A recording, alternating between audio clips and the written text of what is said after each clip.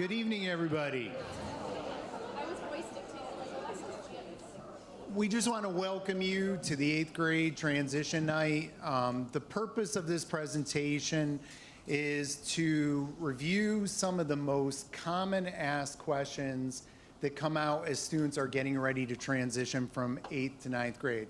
We try to incorporate as many of the common questions into the presentation itself, but we also recognize there's individual questions that you might have about your particular student and their interests and options. So after the formal presentation, we do tables in the large cafeteria where the different instructional administrators will be there to answer questions about math, art, science, music, whatever you have. So just keep in mind that we will have time for individual questions afterwards. My name is Mike Piscatelli. I'm the high school principal, and welcome to the parents of the class of 2028. We were just saying how horrifying that number is. So I'd just like to start with some quick introductions of some of the people here. I'm going to start with two of Farnsworth Middle School's counselors, Christina Jager. Yeah, little round of applause. Chris Labataglia. House Principal Ryan St. John. Our Guilderland High School counselors, Candace Galarno. Ashley Kaplan. Ryan Nolan. Lynn Baumgartner. Karen Murphy. And Amy Knapp. And some of our presenters tonight are over to my right. These are our instructional administrators. I'm going to start with Dr. Shannon Elliott, who's our instructional administrator for art, business, and family and consumer science. Mr. Robert Winans, who's our instructional administrator for music. Dr. Alex Finzel, who's our instructional administrator for English, social studies, reading, and library. You didn't give me enough time to get it all out. Susan Marks is not here tonight. She's our instructional administrator for math, science, and technology, but I'll take over that role tonight. Mr. David Austin, who is our instructional administrator for athletics and physical education and health. Mr. Stephen Wolf, who is one of our assistant principals. And over to my left, Ms. Lauren Anderson, our instructional administrator for world languages and E&L. So at this point, I am going to turn it over to Ms. Jager. And I hope I can make technology work. Hi, good evening. Thanks for coming, everybody. So this is our informational meeting. We've already been into all of our 8th grade classrooms, so the lessons are already happening with presentations for elective selection. Kids are very excited about that. They have opportunities to come and see their counselors for the next few weeks to help them make those decisions. We're here tonight on January 11th. February 9th, I've had all the children that are my wards say that date to me many times. I need that form back by February 9th. I have warned them that I will become very annoying around February 5th if I don't have their forms. I have 2 teams of 8th graders, so I have a lot of course requests that I want to get in, and I want those kids to get the classes that they want, if at all possible. After that, February 26th, the eSchool Parent Portal will open, and you'll be able to see their requests as well as the recommendations that have been made for them. The Parent Portal will stay open for a week, and after that week, it closes again, but you have time to have your student or you email the counselor and say, I see an error, or I thought my student was being recommended for this, or if they change their mind about requests, that's a good time for them to come and let their counselors know. March 6th is our deadline for making those changes in eSchool. Your students have heard this, and you'll hear more about this as we go through tonight. There are some classes where the seats are lotteried. The aligned program, which you'll hear about from Dr. Finzel, is a lotteried program. There are 50 seats, so they get into a lottery, and if they get one of those spots, they'll be able to take that class.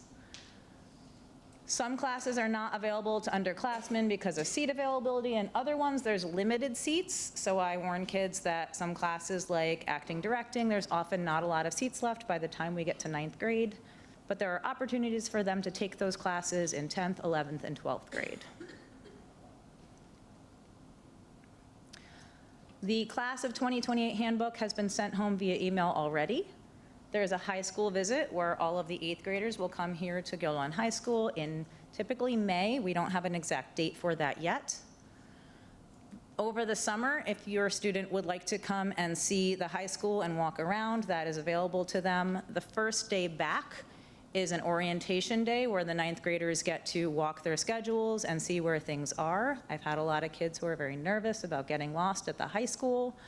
As an alumni myself, I have told them they will probably not get very lost, but there are a lot of helpful people who will help them find their way around.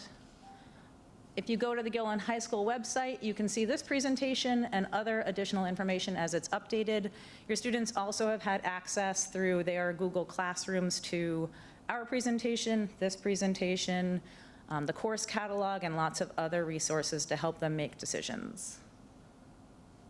And I think this is my friend Ashley.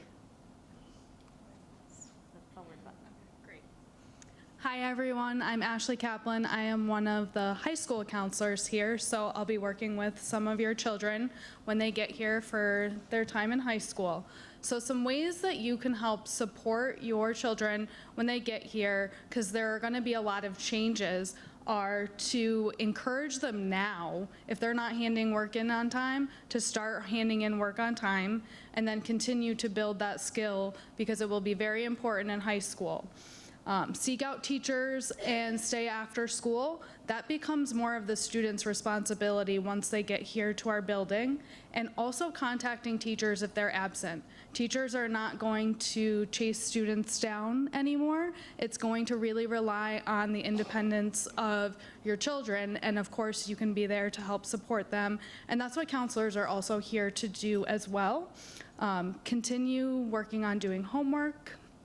Students in high school should have homework every single night for their classes. It might not be a physical assignment, but it should be studying, reviewing, going through notes. They should have homework. So if they're coming home in high school and telling you, I have no homework, I would suggest having them show you their Google Classrooms or look through their assignments with them to make sure, because it's very easy to fall behind.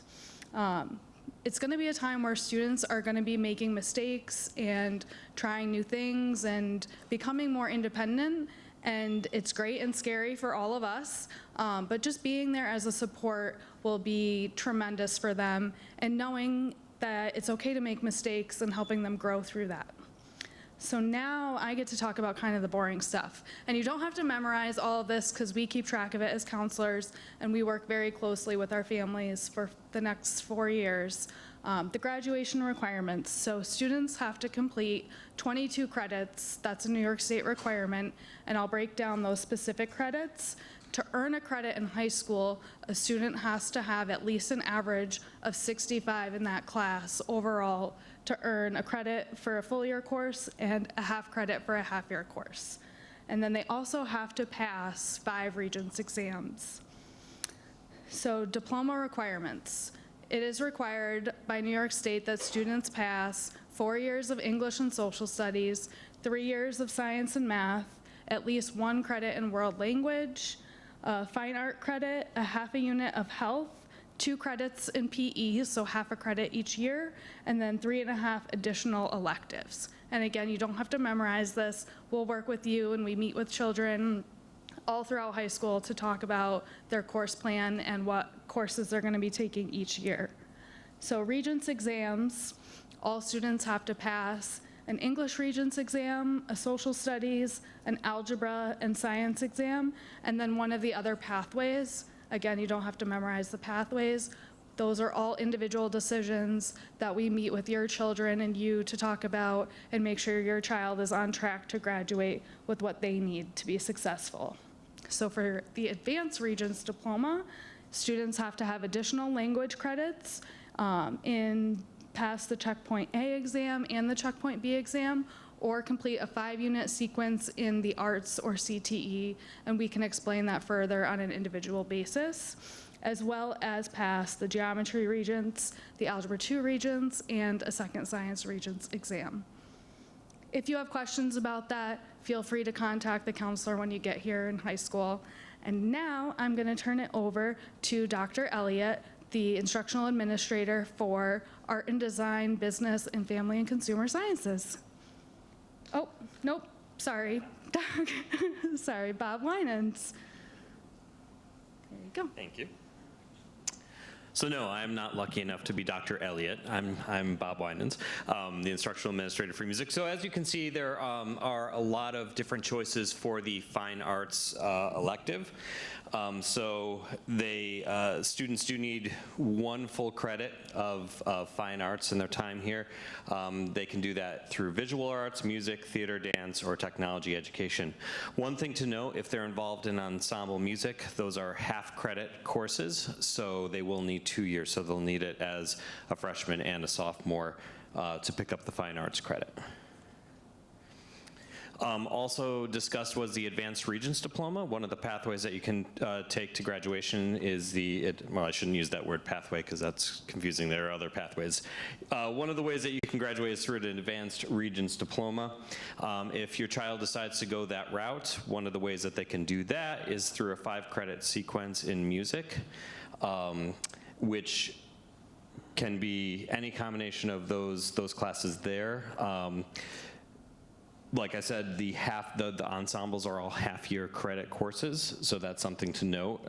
If you're planning on doing the 5-credit sequence in music, it's good to make sure that you're in an ensemble all 4 years, and then also to know that you're going to need to take some of those other courses. And I'm going to look to the counselors to make sure I'm right about this. You can mix visual art, and yes, you can mix visual art and music for that 5-unit sequence. So it can be music, art, or the arts. And now I will turn it over to the esteemed Dr. Elliott.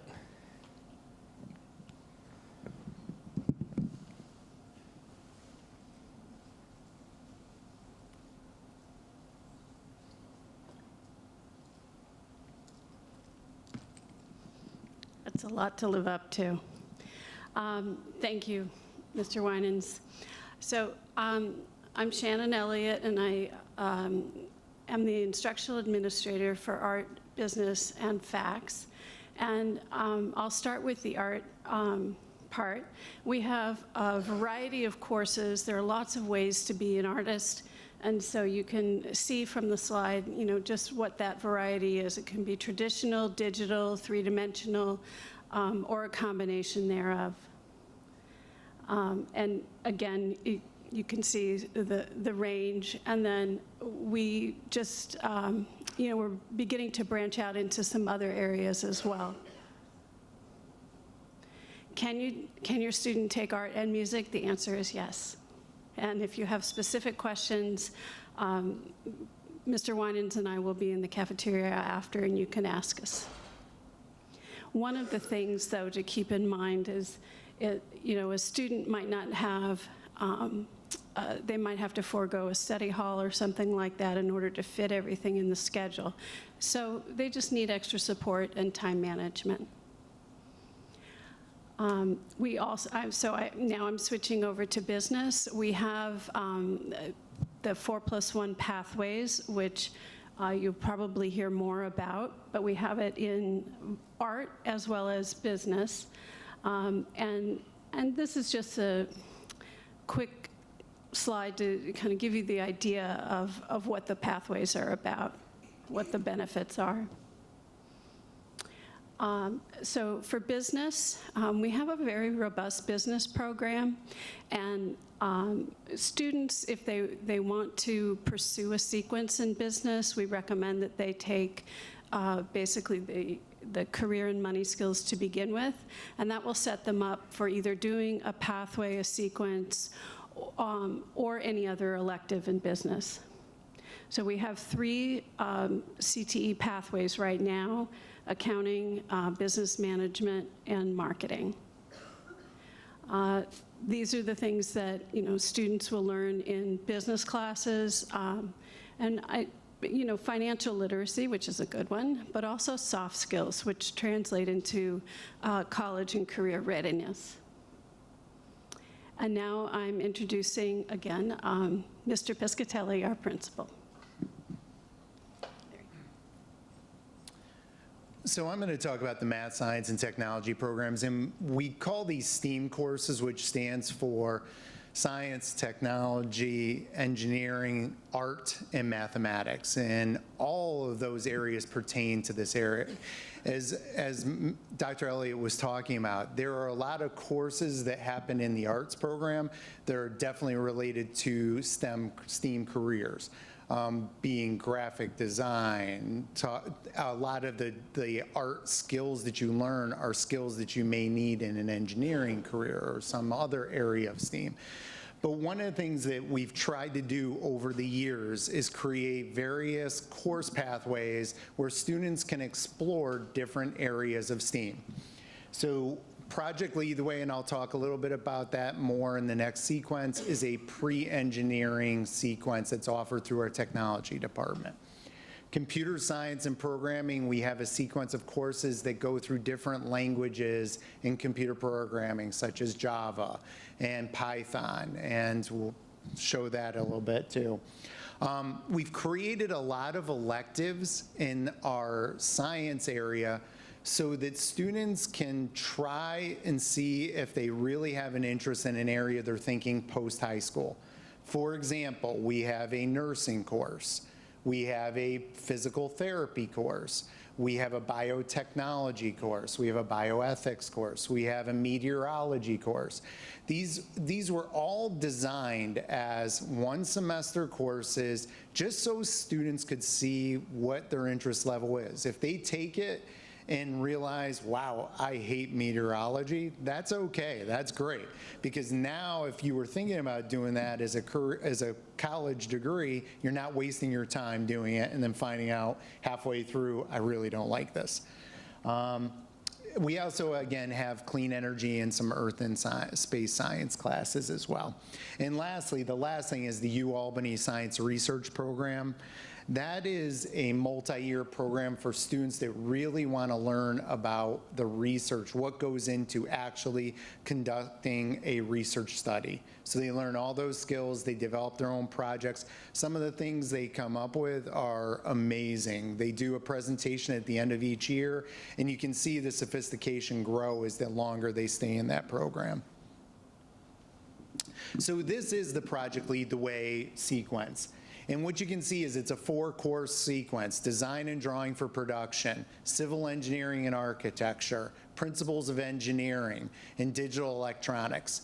The only thing that's a requirement for those 4 courses is you have to start with design and drawing for production.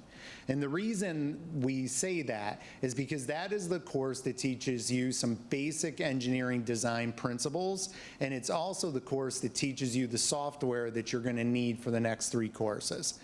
So you can take, if your student starts with design and drawing for production and only wants to take civil engineering and architecture, that's fine. They can do a 2-course sequence, or they could do all 4, or they could do 3, they can mix and match in any order they want. All of those courses get college credit based on how you do on an end of the year assessment through the Rochester Institute of Technology.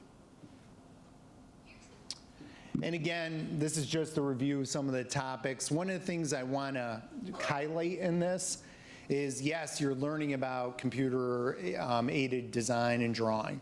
But one of the things we do in our Principles of Engineering course is those students participate in a program called VEX Robotics. And we also have a VEX Robotics Club for students who are not affiliated with our Project Lead the Way. That has become a very, very popular program in our high school. Students design a robot that is specifically designed for specific tasks that school year. So the VEX program, they tell us, okay, this is what the competition's going to be. And then the students have to make the design of the robot to fit those specific tasks. We have usually one class robot from Principles of Engineering, and we have one club robot from the club. And they compete, they actually have a competition coming up this Saturday at RPI. And last year, we made it to nationals in Texas, so our team went down to Texas to compete. And it is absolutely a thrill to watch them compete. Computer science, so this is run primarily through our, come on in, you guys can come on in. Computer science is run through our math department. And as you can see, we have two kind of introductory courses. Computer science principles, it's not a real computer-based class. It's really teaching you about the basics of computer science and how do you design programs. We have a second class that's called Java programming that basically is a programming class which is focused on teaching you how to program in Java. Then we have a full year class, which is computer programming Python, which is through Sienna, which is teaching you how to program in Python. And then we have other classes such as Introduction to Game Design, and we have AP Computer Science, which again goes back to using Java in that class. And that is a college level class as well because it's an AP class. So what are some of the typical questions we get every year about math and science? Probably the number one is, okay, what is the difference between honors and regents? Because a lot of students that are currently sitting in accelerated algebra right now in 8th grade or accelerated biology are going to have to make a decision about this. So basically what you have to expect is that it's going to have all the topics that are in a traditional Regents curriculum, but it's going to take those topics and it's going to go into more depth, and they're also going to add more topics in the honors class. The pace, because of that, that means the pace is going to be faster. There is an expectation that there's going to be more independent learning. And again, we try to tell parents this, when you are entering in an honors or an AP or a college level class, you have to go into it expecting that the workload outside of class is going to be more. It's going to be, sometimes some of our AP teachers may assign, I don't like this, but they may assign up to an hour of homework for that particular class, for that lesson. So the reason I bring that up, and it's going to be one of those things we talk about in the individual meetings, is when your child takes everything honors AP, that's a lot. Like, that's a lot of work on a daily basis. So you really have to think through whether they can handle that amount of work. Sometimes it's better to go where they're passionate with and focus on those areas. The other thing I would say is, and this is just my own bias of what would I expect to see from an honors student, active participation in class. They have to really be, throwing out information to the teacher, asking questions when they don't understand, asking clarifying questions. Actually, that's my favorite thing that they do, is asking clarified questions that dig deeper into the concepts, which really shows they want to understand. And now I'm going to turn it over to Dr. Finzel.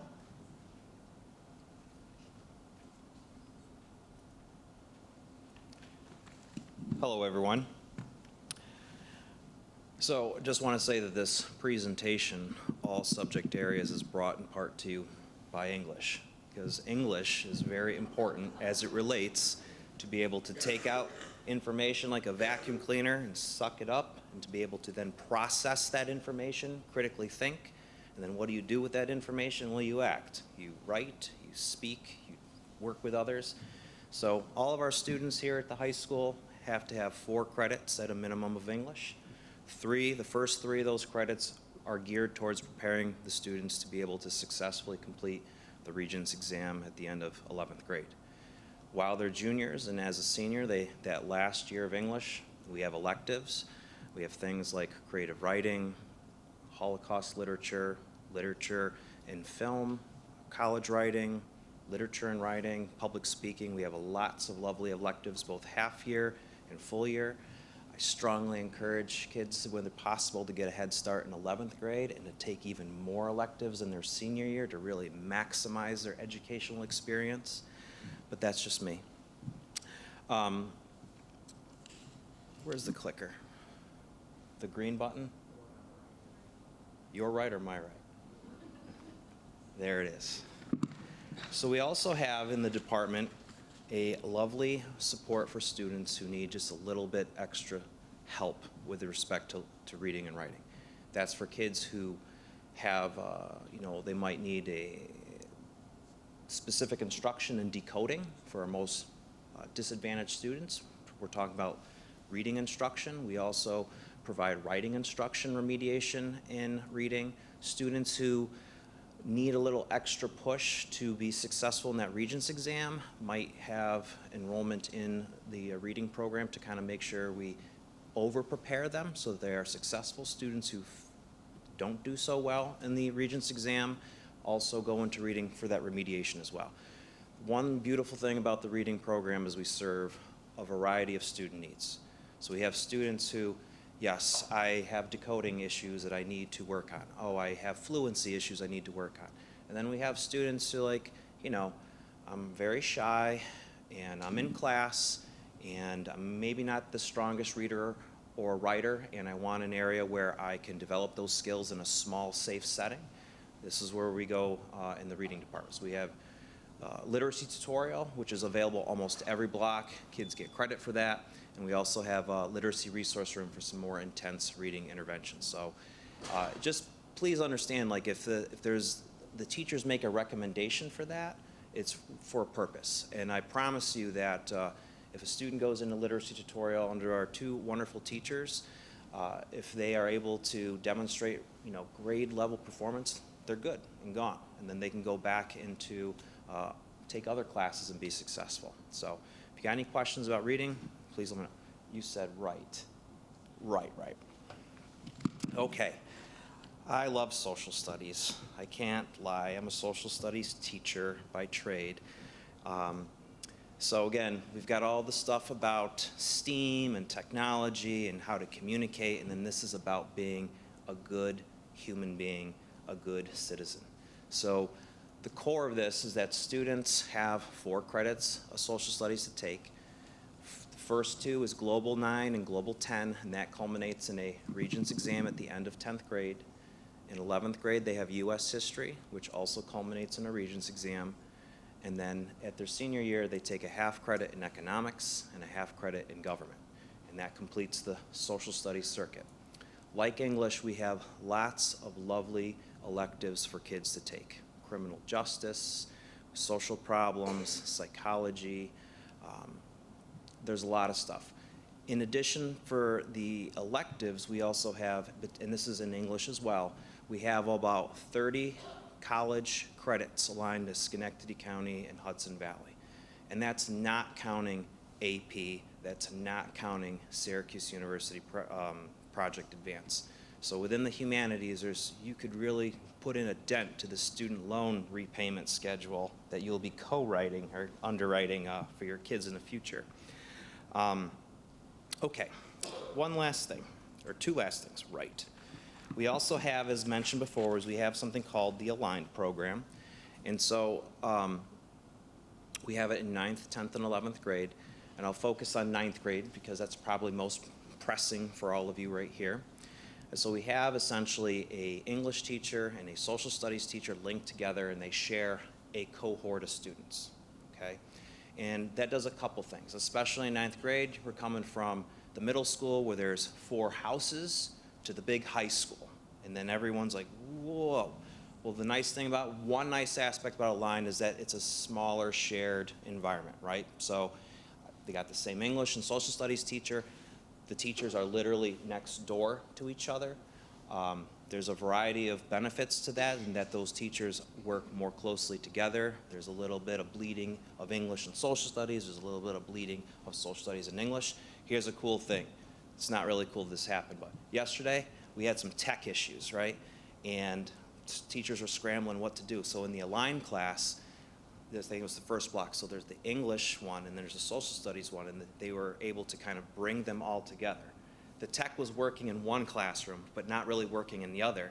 And so the social studies was able to, I don't know how he did it, but was able to have both classes at the same time. We're talking like 50 kids all at once work together in the same block in English and social studies, and that was a really kind of cool experience. So we usually have to lottery kids into that because there's more interest in what we can accommodate. I can certainly answer any questions you have on that later. And then the last thing is kind of the up and coming stuff. So we talk about pathways. This will not apply now, next year for your students, but maybe in a couple years. So we have a new course that we're putting in, it's called Teacher Corps, and this allows kids to kind of really double down on what it means to be a good citizen. The whole idea is that, you know, to be a member of the community, you gotta be able to recognize a problem, understand why it's a problem, conduct research about it, and figure out how to do something about it, and then reflect on it and to see, was it successful? So what we're doing with Teacher Corps, it's a year-long elective.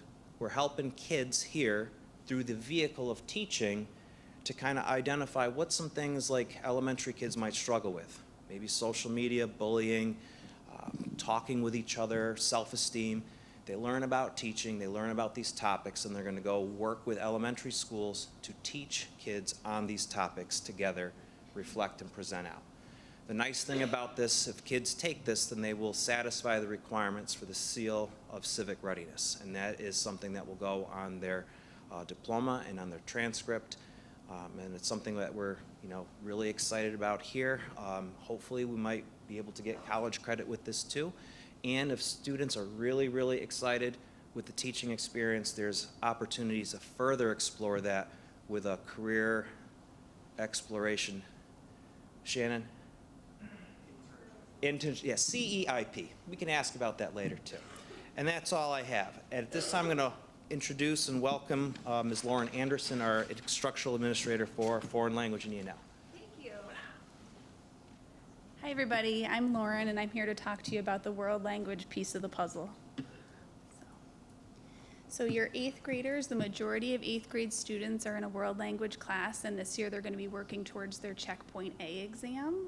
And when they come up to the high school, if they continue on with the language course, they'll be their high school time in a language class is working towards their Checkpoint B exam. That helps them earn the Advanced Regents Diploma, and is usually a requirement for students that are looking at for a 4-year college. Currently, we offer Spanish, French, and Italian at the high school, and we also have a course for American Sign Language, which will be a new course that was not available to the students in middle school. So all of your 9th graders go into a level 2 language course. They'll complete through level 2, 3, 4, and then they would go on to the, they could choose to continue on to levels 5 and 6, which would be university at the high school credit college bearing courses. For Spanish and French, those are through University at Albany, and for Italian, it's through Hudson Valley. So that's what this chart will look like, depending on what language they're taking. They would progress through that. The little asterisk you see is where they would take their Checkpoint B exam, which would be the last required year of language, and then after that would be courses that they could choose to take. All right. The other half of the piece of the puzzle I'm talking about tonight is the L's, so our English language learners in the district. So I made this chart just to show you the languages that will be spoken at GHS next year. So this is our 8th graders. There will be 9th graders next year up through seniors. So it's always kind of interesting to look and see what languages are spoken in the district and our, you know, the school community. Now, here we have it, folks. Dave Austin. You're welcome. Well, good news. I think I'm at the end of the slideshow, so we're almost there. And no offense to the folks that have already been up here, but I think they saved the best for last here. So you're going to see some athletic stuff up there, but I want to just quickly start with just some quick points about physical education and health. We'll start with PE, and you saw earlier, students are required to have 2 credits of physical education prior to graduating, so the goal is half a credit each year that they're here at the high school. I'll start by saying PE here at the high school is separated. 9th and 10th graders take PE together, and 11th and 12th graders take PE together. And I want to mention that because not all schools do that. You know, some schools have them all lumped together, 9th through 12th graders. I happen to like the model that we have. We don't have 9th graders and 12th graders in the locker room at the same time, so I think there's some advantages to that. So I wanted to point that out. And although I think we have an outstanding PE program that offers a variety of activities, that offers student choice, we do know that high school PE is not everyone's favorite course. We understand that. We recognize that. And in response to that, we are starting to expand the menu of options that our students have to get PE credit.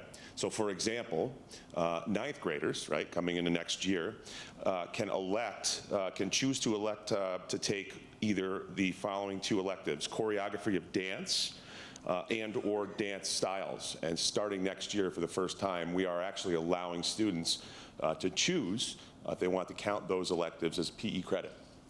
Or arts credit. That's the choice that they will have to make.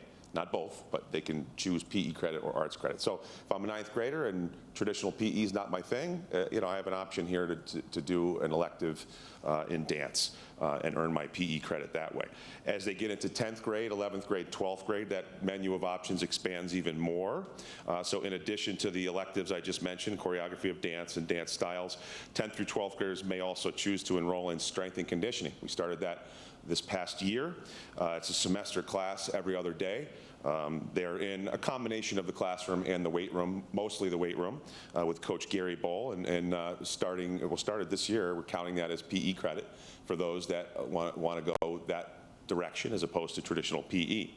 So we're really excited about the addition of this elective. It's not just a course for athletes. You know, there's just so many future careers that are in that field, health related physical fitness. So we're about 30 kids taking it this year. And you know, as Gary told me, like not all of them are our student athletes. So we're excited to expand that program. So again, that's an option for 10th through 12th graders. We don't open that up to 9th graders. We're anticipating a lot of interest there. So we're trying to make sure we have you know, enough space for those that want to do it.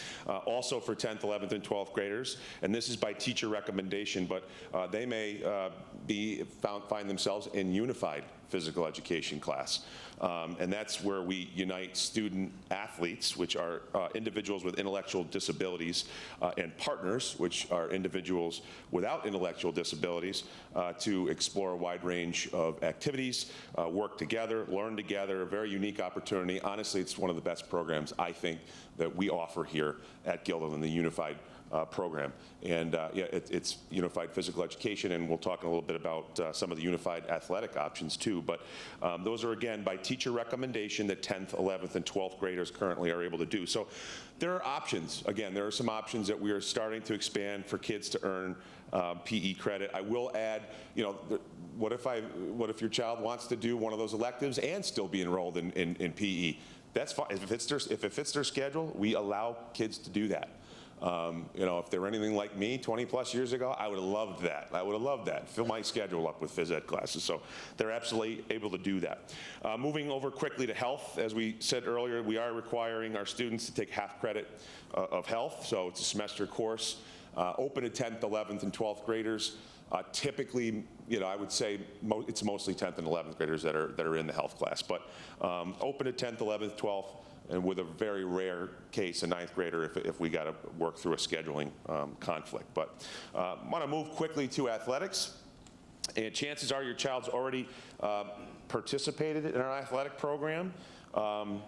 Actually, over 1,100 students last year in Guilderland. 1,100 students in grades 7 through 12 participated in at least one sport, which is incredible. I think that's 50% of it's exactly 50% of our student population last year participated on a sports team.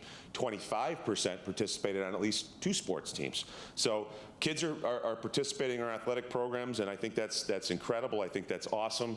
And as they get into high school, the options, again, for athletics will expand. I mean, I'll run you through here Just, I'm not going to go through all of them, but I believe it's 24 different sports now that we are offering over the course of fall, winter, and spring. You see our fall offerings here. Some of these, again, are high school only athletic options, like game day cheer. That's a high school only. Again, some 7th and 8th graders participate through advanced athletic participation process, but generally it's a 9th through 12th grade sport. Our boys and girls golf, generally a 9th through 12th grade sport. Girls swimming and diving, generally a 9th through 12th grade sport. Girls tennis, generally 9th through 12th grade sport. Unified bocce as well. So that's our options in the fall. And the winter here, you'll see our options here. And again, some options here that are new to most 9th through 12th graders. Our bowling team, competitive cheer, gymnastics, unified bowling, again, primarily 9th through 12th graders. We have an ice hockey team. We're merged with 4 other schools so that we can, fill a roster for ice hockey, cross-country skiing in 9th through 12th grade. Yep, question? It's a great question. Some schools do that. We do not currently do that. So our student athletes are also have to enroll in a physical education course. So good question. Boys and girls indoor track, another sport that's technically high school only, but 7th and 8th graders can participate if they participate through the APP. And then boys swimming and diving. And lastly, the spring, you got some sports up there, again, new to the high schoolers, boys tennis, unified basketball. So plenty of options. I don't know if there's a school in our area that offers as many options as we do. If there is, there's certainly not many of them. We have a lot of options. So just really quickly, if your child is planning to play Division I or Division II athletics in 4 to 5 years, and I hope there's a lot of them in this room, right? That would be great for our program. Just want to make sure that, I underscore the importance of your child talking and your parents talking to your counselor, making sure you register, at the NCAA Eligibility Center, making sure you're taking the right courses, all right? There are core courses that are required to be eligible to participate in NCAA athletics. So we want to make sure we're talking to our counselor and we're taking the right courses. We want to make sure we're earning the best grades possible as well. Again, there's more information on the website listed below as well if you want to look that up. But that's all I've got. I don't know who I'm turning it over. Is it? Okay, Mike Piscatelli. Thank you.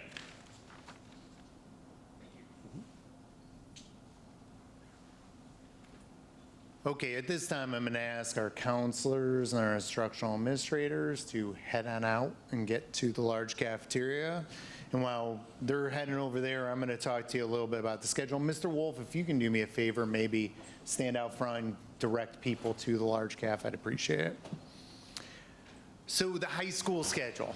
One of the things that you want to understand as you're looking at this is we are a 4-block-a-day schedule, which means we only have 4 classes on a single day. Each class is 84 minutes. So you can see up top, it says A, B, C, and D. So basically, most of our classes meet on an every other day schedule. So if you have math and you have it on an A day, you're going to have it on a C day. The only classes that are exceptions to that are science. You can see if you look up there, this is just a sample schedule. Science is 3 out of every 4 days. That is true for most of our science classes, not every one. But our Regents science classes like Regents biology or Regents earth science, they will be 3 out of every 4. Usually the 4th day is your physical education class, but you can see again that they alternate every day. And why is that important? One of the things I just want to call attention to, it kind of relates to what Ms. Kaplan was talking about at the beginning of this presentation. Absences from school. Like one of the first slides that I talk to the kids about when we have our opening class assemblies is, what do you need to be successful as a high school student? And my number one thing is, come to school every day. Because students who miss school a lot struggle in high school. Because every day you miss, it's like you're missing 2 classes because they're 84 minutes and we only meet every other day. So there is a lot of information, a lot of activity that's going on in those classes. So you can see we start our day at 7:30. Usually, just to give you an idea of what the day's like, the buses usually are here and drop off the kids roughly around 7:05, 7:06. So there's a little bit of a gap of time between when they get dropped off and when classes start. So that is an opportunity for our kids to socialize with their friends before school starts. We start class at 7:30. We have a 15-minute homeroom where we try to do a lot of activities, give them exposure to clubs, try to focus on some important concepts about whether it could be anything. Some of our diversity and equity and inclusion initiatives we talk about in this. We talk about bullying, we talk about safe schools, lockdowns, and all the things like that. But they also get exposure to clubs, and they do activities through those clubs. We usually have lunch on third block. Third block is scheduled as a 2-hour block. There's a 35-minute lunch block in there, 30 minutes for eating, 5 minutes for transition. And then the day ends, fourth block at 2:28, and the buses roll at 2:36. So it's a pretty quick end of the day. We have an activity period on Mondays, Tuesdays, and Thursdays where all the teachers are available. That is also the time period where our clubs meet, is on Mondays, Tuesdays, and Thursdays. Wednesdays is a meeting day for the teachers, so nobody's available. And Fridays, there's no after-school period. So hopefully it gives you a little glimpse of what the schedule's like. One of the things we really try hard with the teachers is when we say 84 minutes, I'm sure some of you are thinking this, that's a long time, and it is a long time. But what our teachers have been trained to do is every 15, 20 minutes, they should be transitioning to a new activity. So it should be a lot of transition in that, in those classes, so that students stay engaged during that time. Okay, that is the official end of our presentation. I hope it was informative for you. Right now, I'm going to ask anybody who's got individual questions, you can, what we're going to do is when you head out of the auditorium, you want to bear left, go around the building into this hallway right here, and that'll take you straight to the large cafeteria. And I will see you in the cafeteria, and I'll answer any math and science questions. You're welcome.